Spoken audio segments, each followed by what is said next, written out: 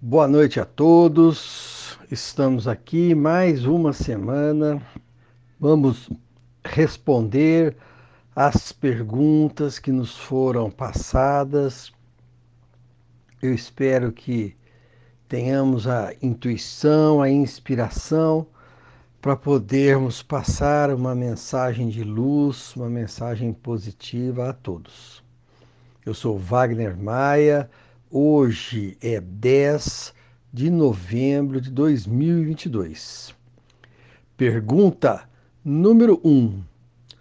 Por que interpretar o Evangelho segundo o Espiritismo é tão difícil? Resposta. Interpretar o Evangelho segundo o Espiritismo não é difícil. Ao contrário, eu, no meu entendimento, acho até muito fácil. É simples. Todo o Evangelho segundo o Espiritismo, ele bate nas mesmas teclas do amor ao próximo, do perdão das ofensas e da caridade para com o próximo. Então, quando nós lemos a interpretação, é a interpretação dos preceitos de Jesus. Fazer o bem ao próximo da mesma maneira como nós gostaríamos que fosse feito. Fazer a caridade, perdoar as ofensas. Então não é difícil. O difícil é passarmos por cima de nosso orgulho, de nosso egoísmo, de passar por cima de todos os nossos erros e admitirmos que ainda somos falhos, que ainda temos muito que crescer e aprender. Pergunta número 2. Sobre o Evangelho, no capítulo 5, capítulo 5, Justiça das Aflições. Que recompensa então ganhará os aflitos? Resposta. Bem-aventurados os que choram, porque serão consolados. A maior recompensa que nós teremos será a consolação de nossas aflições. Por que estamos aflitos? O que é que nos deixa aflitos? Os sofrimentos pelos quais estamos passando? Pode até ser, mas a nossa aflição normalmente decorre de nossos próprios erros. Então, quando nós nos sentirmos aflitos, nós devemos buscar a causa das nossas aflições. E buscando essa causa das nossas aflições, a gente vai conseguir identificar as maneiras que nós temos, tudo aquilo que necessitamos fazer para poder sairmos dessas aflições. Quando nós descobrirmos que o caminho é o amor ao próximo, nós com certeza receberemos a nossa recompensa. Pergunta número 3. Onde e quando essa recompensa será concedida? Resposta. Onde? Na nossa consciência, no nosso coração. Ali a nossa recompensa acontecerá e nós sentiremos. Quando? Quando nós nos propusermos a nos modificarmos, a nos melhorarmos, quando nós atingirmos uma maioridade espiritual, uma maturidade espiritual e descobrirmos que o caminho é nos amarmos uns aos outros, perdoarmos as nossas ofensas e praticarmos a caridade da forma mais tranquila, da forma mais liberada de tudo. Então, quando e onde, o tempo somos nós que vamos fazer. Quanto mais cedo nós nos propusermos a nos modificarmos, a realizarmos em nosso íntimo a chamada reforma íntima, quanto antes isso acontecer, mais cedo chegará a nossa recompensa. Pergunta número 4. Por que só os aflitos irão receber recompensa? Resposta: não serão somente os aflitos. Todos nós concorremos para as mesmas recompensas. Todos fomos criados simples e ignorantes e temos como Pai o mesmo Deus. Mas, normalmente, o que mais encontramos são pessoas aflitas, que passam por aflições.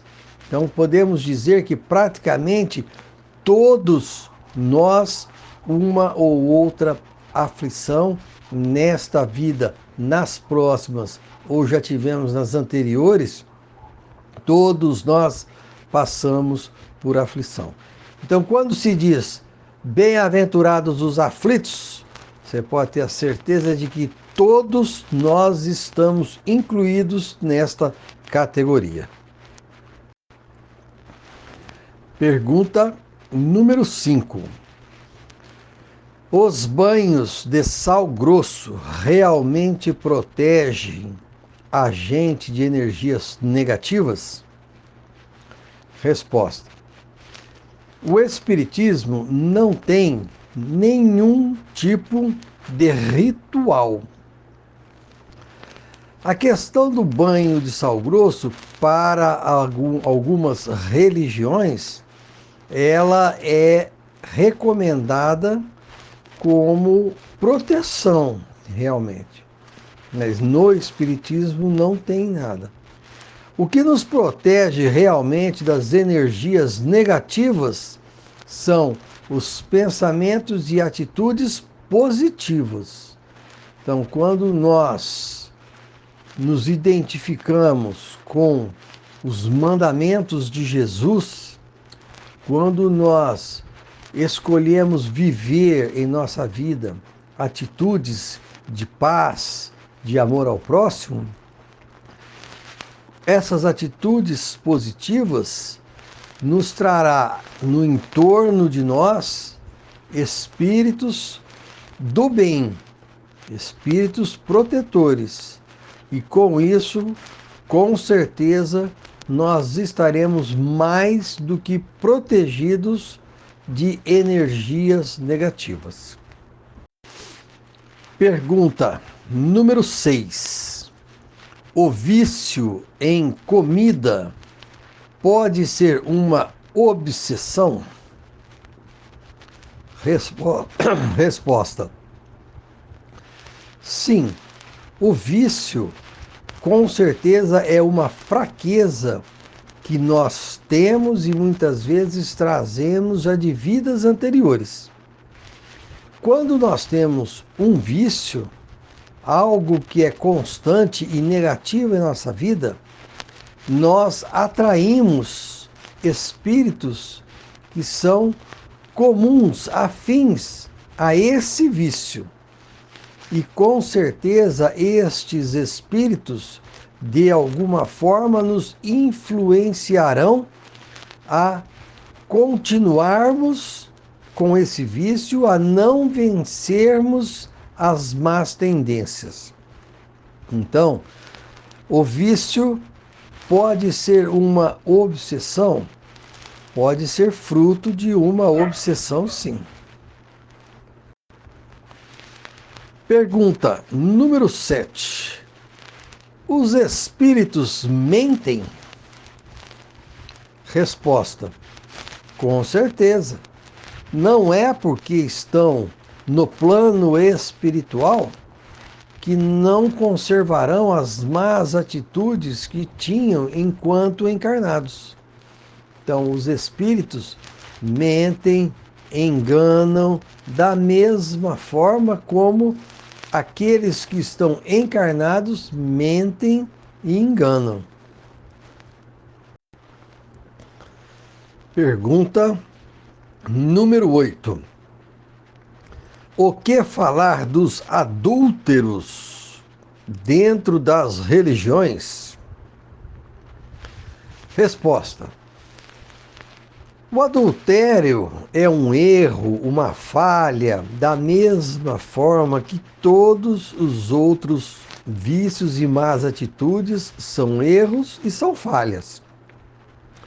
Alguns erram em roubar, outros em matar, outros em cometer o adultério. A religião, ela não modifica as pessoas.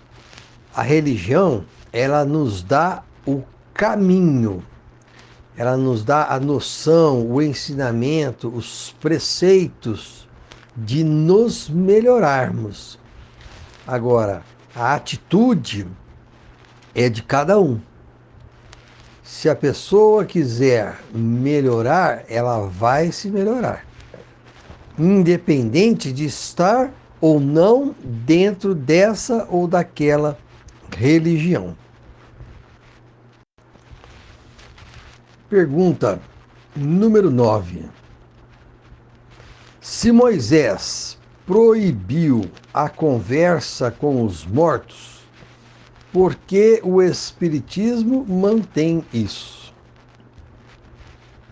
Resposta. A atitude de Moisés, ela foi de acordo com a sociedade daquela época em que ele estava inserido. Moisés viveu há cerca de 2.600 a 3.000 anos atrás. Sociedade onde ele estava inserido tinham valores bem diferentes dos nossos na atualidade. E a comunicabilidade dos espíritos é um dos pilares que sustentam a doutrina espírita.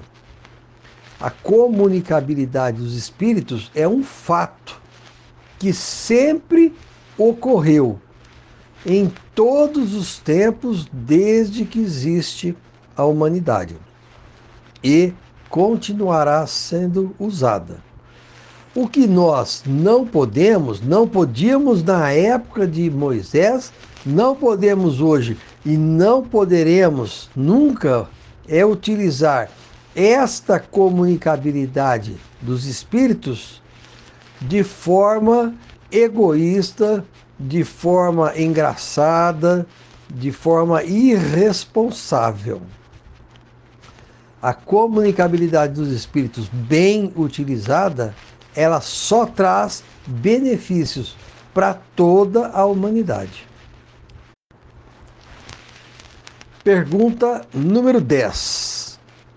Todas as celebridades que morrem são recebidas como celebridades na espiritualidade? Resposta. Não é o fato de sermos celebridade ou não que fará com que a gente seja bem ou mal recebido na espiritualidade. O que diz como nós seremos recebidos lá são as nossas atitudes em vida. Se formos aqui uma celebridade, mas uma celebridade do bem, podemos citar Chico Xavier, era uma celebridade, Madre Teresa de Calcutá era uma celebridade. Espíritos como este, que enquanto estavam encarnados somente praticaram o bem, estes serão recebidos na espiritualidade como celebridades. Mas aquelas celebridades materiais somente, aquelas que são levados em conta somente os bens materiais que ela tem, a riqueza dela, estas, no plano espiritual, serão recebidas de forma bem diferente.